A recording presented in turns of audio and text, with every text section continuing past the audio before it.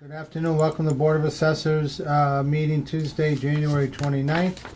In accordance with MGL Chapter 30A, Section 20, we tape our own meetings and LCAT videotapes our meeting, and no one else is doing that.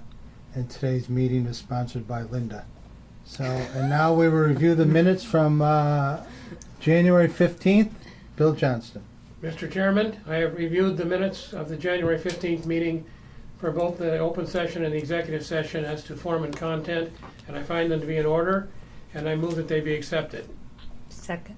Second, no discussion. All those in favor of accepting the minutes? Aye. Say aye. Aye. All right. First up is 2019 motor vehicle excise commitment number 1. This is the first commitment of the new year. We have approximately 15,000 bills going out, and they are going to be mailed on February 12th, and they're going to be due on March 14th. Okay. Your excise bill is coming. I just paid mine.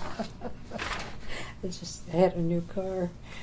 And also we have a commitment number 7 from 2018. $14,388. The mailing and due dates are the same as commitment 1. And the combination of both goes to the accountant, notice of commitment for both. Or January.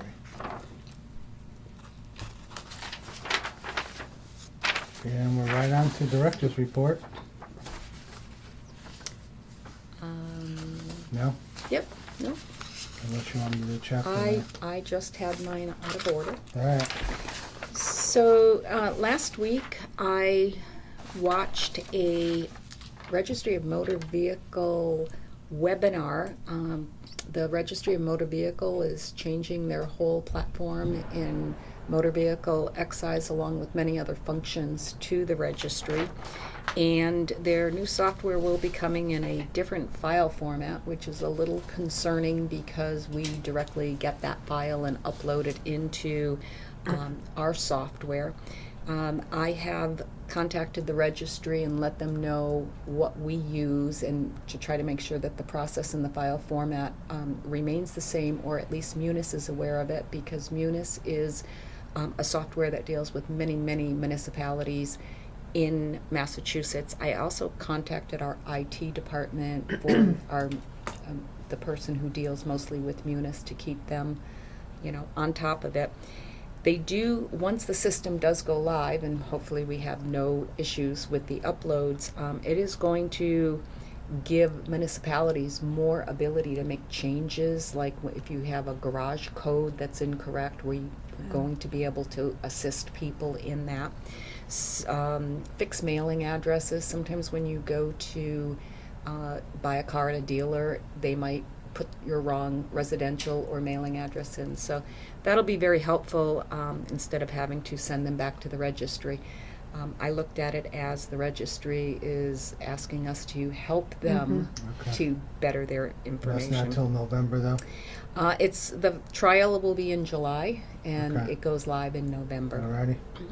Our vision upgrade, we're having a total change in platform for our assessing software, and it is scheduled for February 11th, and we're supposed to be getting it back around February 25th. At that point, we will not be able to update our database. We'll be holding anything for input. We will be cloud hosting, so that means that we will not be having servers in-house, and any fixes or upgrades will go directly to the cloud hosting server and directly update any of us. It also means that we will not have to buy licenses for all the desktops, and This is all through Vision. it is through Vision. And I have been working with our IT director and our town manager and municipal finance manager on it.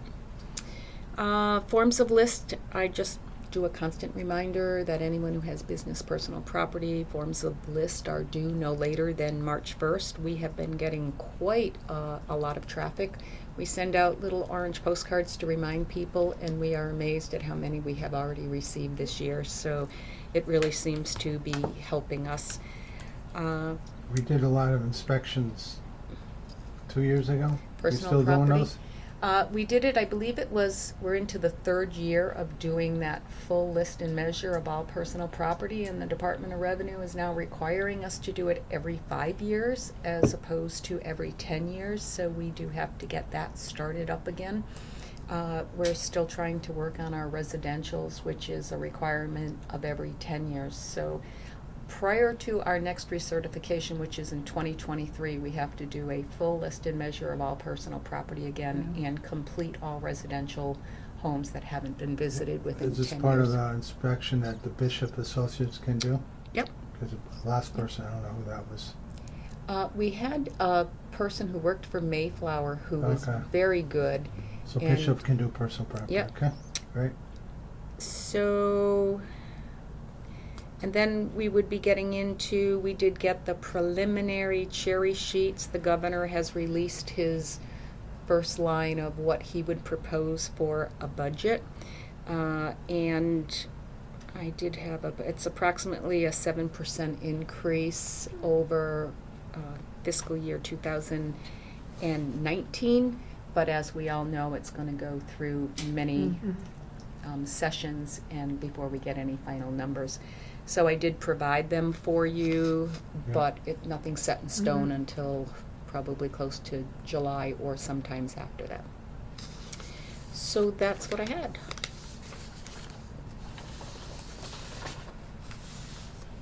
All right, and we have the final 2018 valuations. That would be the EQVs, and you may have received them along with me, I'm not sure, but the board had an opportunity to review those when they were Oh, okay, I proposed. see that. And the board agreed that the numbers that were included in with the report were correct. Right, okay. So it's kind of a state approval of it, or? Right. So it's finalized. These are the numbers. Okay, great. All of those numbers are on the state website, so anyone can go in and pull up the EQVs and pull up the town of East Long Meadow and can see all of this information. Okay, I skipped one. We have That's okay. 61B chapter land lien. So the board approved this particular property, and so we do need a signature Yeah. for this. They do have a lien on file for 61A, but now they're going to be doing a mixture of 61A and 61B, and so this is reflective of the 61B portion. 61B checked off, okay. Great.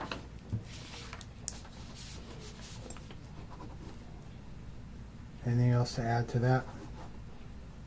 I believe not. No building permits, no sales. Very That's because our quiet. meeting was a little early. Yes. I wonder how that happened, Linda. Well, that's all we have for open session, correct?